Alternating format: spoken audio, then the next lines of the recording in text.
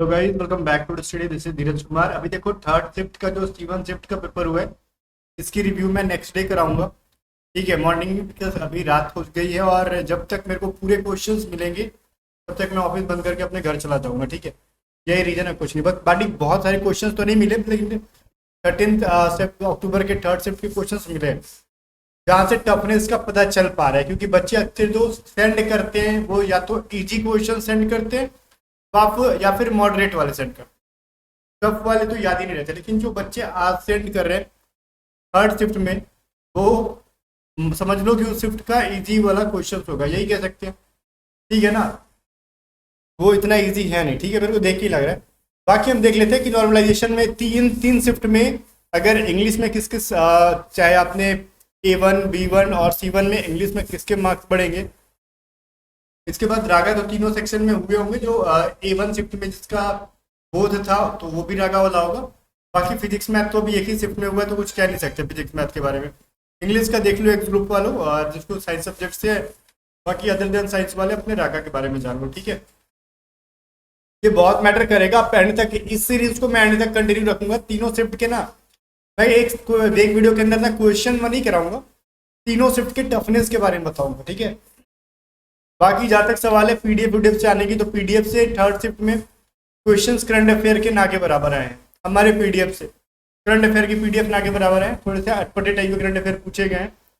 तो आगे भी आप पीडीएफ को बाय मत करो। ठीक है, अब तक जिसने बाय कर लिया पढ़ लिया। अब इसका मतलब ये नहीं बोल रहा हूँ कि मेरी पीडीएफ जिसने बाय कर लिया पढ़ो मत, जिसने बाय किया वो पढ़ो। मैं अब बाय मत करो कहने का मतलब ये है ना कि अब आपके पास टाइम नहीं है, आप पढ़ नहीं पाओगे। हमारा क्या है, हमसे एग्जाम की 10 मिनट पहले बोलोगे तब भी हम बेच देंगे। भाई हमको पैसा कमाना है, अपने करियर देखो, पैसा बचाओ। ठीक है, एग्जाम के एक दिन पहले पीडीएफ खरीद लेना 200 रुपए के, 210 रुपए की। बहादुरी नहीं, बेवकूफ़ी कहते हैं उसको। वरना भाई देखो, बेचने वाले तो कुछ भी बेच सकते हैं। ठीक है, नॉर्मल पानी भी 20 रुपए में 1 लीटर बेच दिए जाते हैं, जहाँ पे घरों में लोग रोज कहीं ना कहीं 50 लीटर वेस्ट करते हैं। पीने के लिए 20 रुपए की 1 लीटर पीते हैं ना, तो वही चीज़ है। तो बेचने के लिए भाई हमसे कहोगे ना, एग्जाम एंट्री हॉल में एडमिट कार्ड लेके लाइन लगाए रहोगे ना, तो भी हम बेच के चले जाएंगे। हमारा क्या है, हमको तो पैसा कमाना है। बाकी आपका पैसा और आपका समझदारी समझ लो। अब पीडीएफ खरीदने में कुछ नहीं रखा। जिसने खरीद लिया वो बस पढ़ाई करो, रिवीजन करो। अब हम शिफ्ट वाइज बात कर लेते हैं। मैथ फिजिक्स के बारे में छोड़ देंगे हम लोग, बिकॉज मैथ फिजिक्स की कल जिक्र करेंगे। क्योंकि अभी तो एक ही शिफ्ट में हुआ है, तो कल और आज का तुलना करेंगे ना। आज से आज कैसे तुलना हो पाएगा, आज तो एक ही शिफ्ट से तुलना नहीं होगा। मैं पहले बात कर लेता हूँ यहाँ पे इंग्लिश की। ठीक है, देन हम लोग बात करेंगे रागा का। भाई नो डाउट, जो A1 शिफ्ट में इंग्लिश हुई है ना, वो मतलब वो रगड़ा हुआ है, मतलब लूट लो, यही कह सकते हैं A1 शिफ्ट के। जैसे होता है ना, जैसे आपने देखा होगा आप बारातियों में पैसा लुटाते हैं, लूट लो जो जितना लूट ले। वही हुआ A1 शिफ्ट के अंदर, इंग्लिश के अंदर। ठीक है, लूटा लूटी चल रही है। क्या भैया उसे की पैसा लूटते हैं, वही वाला सीन है। बसंती नाचेगी और पैसा लुटाएंगे, वही सीन था। तो बसंती नाच रही थी और पैसा लूटने वाले जिसको जितना नाचता था, वो मतलब लूटना था, वो लूट लिए। लेकिन कुछ लोग क्या किए देखा आपने ना, कुछ लोग पैसा लूटते टाइम क्या करते हैं, दोनों हाथ से लूटते हैं। ये पगलों को नहीं समझ में आ रहा है कि एक हाथ भर गया ना, तो कम से कम उसको अस्थिर कर ले। नहीं, पैसा हाथ में आ गया फिर भी लूटते हैं, और उसी लूटने के चक्कर में जो बटोरे रहते हैं वो भी गिर जाता है। तो फर्स्ट शिफ्ट में ऐसे भी बहुत सारे बच्चे हुए, सही आंसर कर करके गलत आंसर करके आने वाले भी हमारे पास। इतना इजी शिफ्ट देख के इतना ज़्यादा खुश हो गए कि जो आ रहा था ना, तो मतलब जो ठीक है, 15 से 16 बहुत ज़्यादा इजी क्वेश्चन थे। 20 में 20 इजी नहीं होते, पहली बात तो 15 से 16 बहुत ज़्यादा इजी क्वेश्चन थे। उनको तो इन्होंने चिपका ही दिया। ठीक है, चल 15-16 हमारा सही है। बाकी के लास्ट में जो 4 सवाल मारे ना, उसमें तुक्का भी मार दिया, इस कदर तुक्का मारा है कि सही वाले भी गलत कर रखे। तो ऐसे भी बहुत सारे बच्चे हैं। फिर भी A1 शिफ्ट के अंदर ऐसे नहीं, देखो यहाँ पे मैंने कहा ना, नॉर्मलाइजेशन में स्टार्टिंग में 0.1 टॉप परसेंट, 0.1% टॉप बच्चों को लिया जाता है।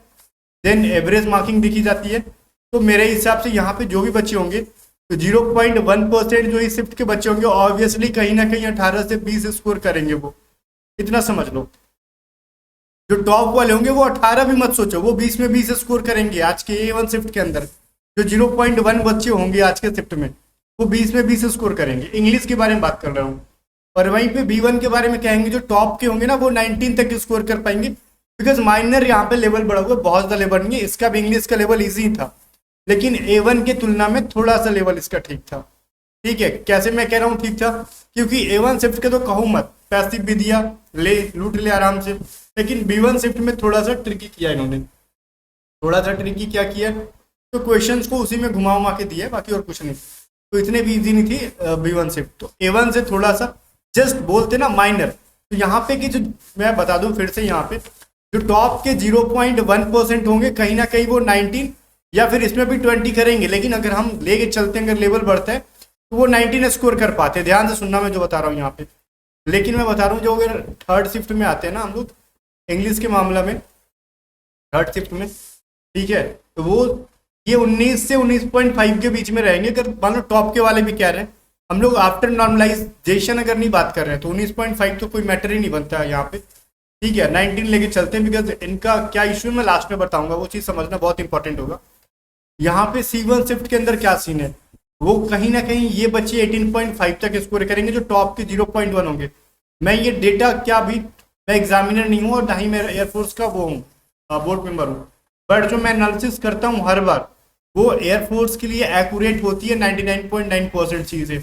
आप हमारी कभी भी की वीडियोज उठा के कट ऑफ प्रेडिक्शन की उठा के देख लेना, एयरफोर्स और कोस्ट गार्ड की प्रेडिक्शन ऑलमोस्ट हमारी सही होती है, इसमें कोई डाउट ही नहीं है, ठीक है। डिंडोरा ऐसे नहीं पीटते हैं कि इतने बच्चे उतने बच्चे, कुछ नहीं, जो भी चीज़ें बता रहा हूँ सही है। तो कहीं ना कहीं आपको दिख रही है A1 से लेके C1 के बीच में वेरिएशन आ रहा है, बात समझ में आ रहा है।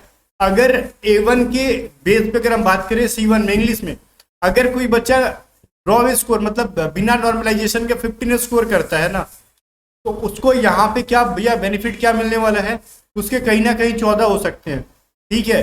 अगर B1 में अगर वो कोई बच्चा 15 स्कोर कर रहा है वो, तो उसके कहीं ना कहीं 16 स्कोर बनेंगे। और जो C1 में 15 सही से ही कर पा रहा है, मतलब निगेटिव हटा के रियल मार्किंग जो अगर उसकी 15 आती है, मैं एग्जाम्पल बोल रहा हूँ, तो उसको कहीं ना कहीं क्या मिलने वाला है भाई, 16.5 नंबर मिलने वाला है या फिर 17 नंबर मिलने वाला है। तो A1 शिफ्ट से B1 शिफ्ट की तरफ जाओगे आप तो कहीं ना कहीं 1.5 से 2 नंबर इंग्लिश में बढ़ने वाले, वेरिएशन आएगा, ठीक है।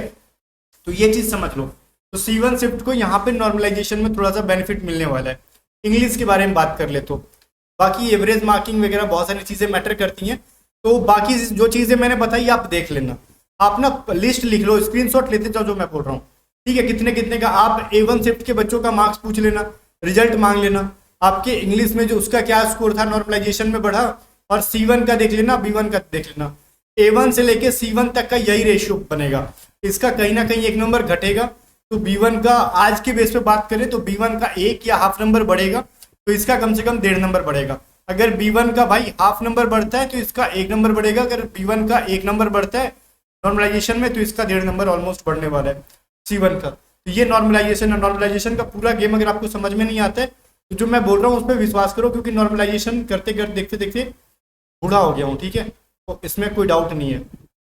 और नॉर्मलाइजेशन में सिर्फ एयरफोर्स में बल्कि भाई SSC का भी मैं देखते रहा हूँ, रिजल्ट फोड़ रहा हूँ, FCAT का फोड़ रहा हूँ भैया, ऐसे इसके पीछे एक नया आपको जमाना देना पड़ता है, ठीक है ना, कई साल गुजारने पड़ते हैं प्रिपरेशन के ऊपर चीज़ों को समझने में। तो इतना लेके चलो, आपने क्या, आपको क्या लगता है नेगेटिव मार्किंग करके आपके इंग्लिश में क्या बने, और उसमें आपको नॉर्मलाइजेशन में आज के शिफ्ट बेसिस पे आपको इंग्लिश में बढ़ने की चांसेस नहीं है A1 शिफ्ट के अंदर, C1 शिफ्ट के अंदर है।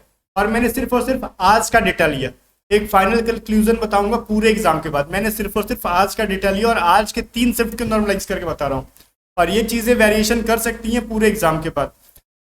आज का जो टफेस्ट शिफ्ट रहा आपका C1 रहा इंग्लिश का, C1 का मॉडरेट रहा, और A1 का तो फिर कहो मत, इसको टफ कहना ही पाप लगेगा, रागा कह लेते हैं, ठीक है। अब कुछ लोग कहेंगे A1 शिफ्ट में रागा कहाँ था, जिसने X एंड Y दोनों से फिल कर रखा था, science and other than science both, उसमें रागा था, ठीक है।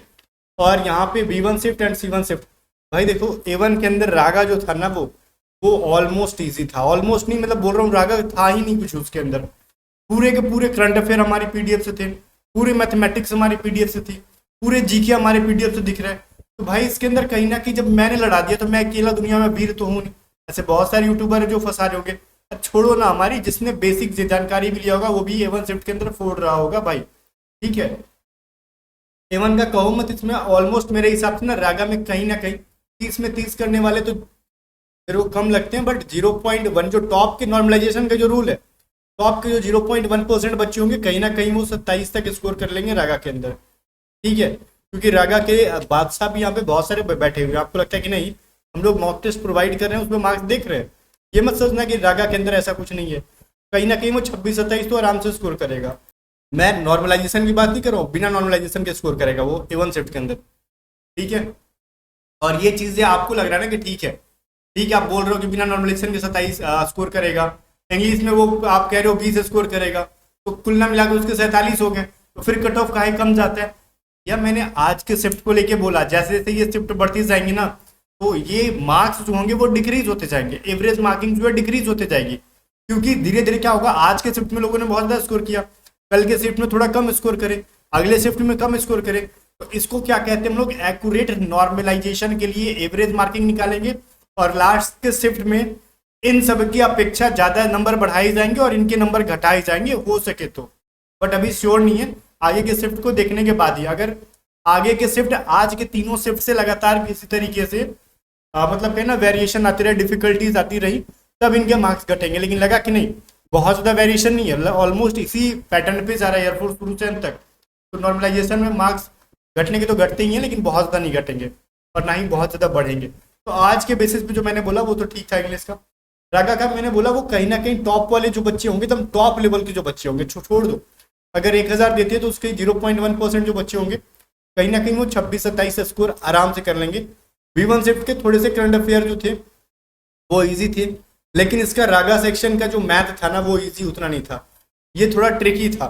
ट्रिकी मतलब वो नहीं, मतलब वो टाइम कंज्यूमिंग था, वो कहीं ना कहीं बच्चे सीधे 25 तक बुलट जाएंगे, जो टॉप वाले भी होंगे, क्योंकि मैंने देखा इसमें जो टाइम स्पीड एंड डिस्टेंस के क्वेश्चन थे एकदम कैलकुलेटिव दिए हुए थे, तो इसके अंदर जो सिटिंग अरेंजमेंट दिया हुआ था टाइम कंज्यूमिंग दे रखा था, तो कहीं ना कहीं वो बच्चे छोड़ रहे होंगे, टॉप वाले भी छोड़ रहे होंगे, क्योंकि वो टॉप वाले समझदार होते हैं, जो मतलब कहते हैं ना जो एकदम एवरेज बिलो एवरेज होते हैं, वही उन सब सवाल पे वो पढ़ जाते हैं और टाइम बर्बाद करते हैं।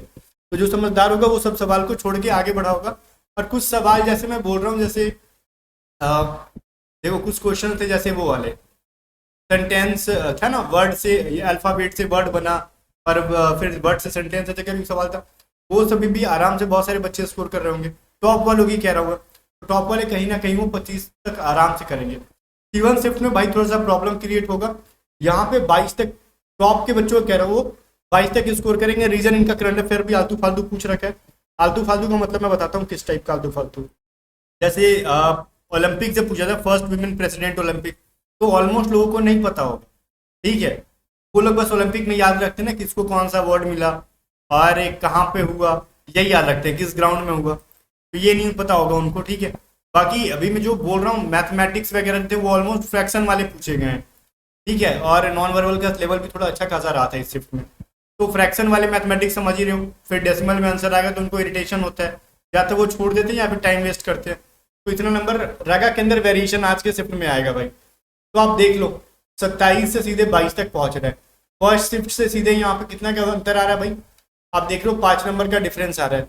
तो ये चीज़ें मैटर करती हैं। अगर रागा में आपके एवरेज 15 स्कोर हो रहे हैं, कहीं ना कहीं A1 शिफ्ट में अगर हम A से लेके C तक के बारे में बात कर लें 15 नंबर आ रहे हैं, तो फिर या तो आपकी नॉर्मलाइजेशन में घटने की चांसेस, तो इतनी भी बुरी हालत नहीं कि घट जाए, घटेगी तो ज़्यादा नहीं घटेगी, ये क्या 1.5 नंबर घटे, लेकिन 15 रह जाए, तो C1 शिफ्ट में अगर आप 15 स्कोर करते हो तो ऑब्वियसली ये 17 से 18 बन जाएंगे मार्क्स आपके, ठीक है ना। तो ये चीज़ आपको देखने के लिए मिलेगा, लेकिन ये जो डेटा है मैं एंड तक जाते जाते देखना वेरी कर जाएगा बहुत ज़्यादा, तो मैं ये चीज़ बता रहा हूँ ना, आप इसको डेली बेसिस पे नोट बनाते जाना। अगर जो एग्ज़ाम जिसका होते जा रहा है, एग्ज़ाम जिसका होते जा रहा है, वो एंड तक होते होते पता चलेगा ना कि फर्स्ट शिफ्ट वालों का नंबर हो सकता है अगर लास्ट में बहुत ईजी देने लगे तो फर्स्ट ही वाला का बढ़ जाए और लास्ट वाला घट जाए, बट ऐसा अभी तक हुआ नहीं है। ऐसा कब तक नहीं हुआ, एंड वालों का ही बढ़ा है, बिकॉज एंड में थोड़ा सा कोई भी एग्जाम होता है ना, देखो शुरू शुरू में क्या होता है, जब हम लोग सेट बनाने में बैठते हैं तो प्यारे प्यारे क्वेश्चन उठा के सेट में डालते हैं, और एंड में क्या होता है जब प्यारे प्यारे क्वेश्चन खत्म हो जाते हैं तो फिर हम लोग लेवल बढ़ाने लगते हैं। अब बच्चे का क्वेश्चन वही ना डालेंगे, तो हम ही जैसे एग्जाम में इंसान ना सवाल बना रहे हैं, तो उनके माइंड में भी जो शुरू में इजी सवाल आते हैं वो क्वेश्चन बना देते हैं। जब सेट देखो एक दिन में 3 शिफ्ट, तो 4-5 दिन के अंदर कहीं ना कहीं वो 15-20 सेट तैयार करने, तो वो फिर माथा का कहते हैं ना दिमाग का दही हो जाता है। हम लोग मॉक टेस्ट तैयार करें तो हमको पता है ये सब चीज़ें, तो यही होता है, बाकी उससे कोई टेंशन नहीं, नॉर्मलाइजेशन है, सब नॉर्मलाइजेशन ठीक सब ठीक कर देगा। यही रीज़न है कि आपने रिजल्ट में भी देखा होगा कहीं कई सारे बच्चे हैं ना ऐसे कि 50 में से वो 47 48 स्कोर करते हैं, टॉपर इवन 50 में से 50 भी कर जाता है, उसके बावजूद भी कट ऑफ 34 से 33 जाता है, 35 जाता है, कहीं जाता है भाई। खाली हमको टॉपर को लेकर नहीं ना चलना है, हमको एवरेज बच्चों को भी लेकर चलना, और कहीं ना कहीं टॉपर्स, एयरफोर्स को भी पता है कहीं ना कहीं टॉपर्स जो होते हैं वो फिजिकल में भी कुछ लोग छटते हैं, कुछ मेडिकल में आउट होते हैं, तो उनको एवरेज बच्चों को भी उठा के चलना है, इसीलिए कट ऑफ डाउन चलता है। ठीक है, बाकी ये सभी चीज़ों का एनालिसिस मैं एंड तक कराऊंगा, चीज़ों को समझते रहना। बाकी जिसका एग्जाम हो गया वही इस वीडियो को देखेगा, जिसका एग्जाम अभी नहीं हुआ है वो इस वीडियो को नहीं देखेगा टाइम वेस्ट करने के लिए। ठीक है, अगली बार से मैं बोल रहा हूँ, एग्जाम दे लो तब से ये सभी चीज़ें देखते रहना। मिलते नेक्स्ट में, तब तक बाय बाय। वीडियो को लाइक करके शेयर कर दो, और हाँ अपने अटेम्प्ट तुक्का ये सभी चीज़ें मैं व्हाट्सएप पे बताया करूँ ताकि हमको बेटर एनालिसिस लगा पाएंगे इसका।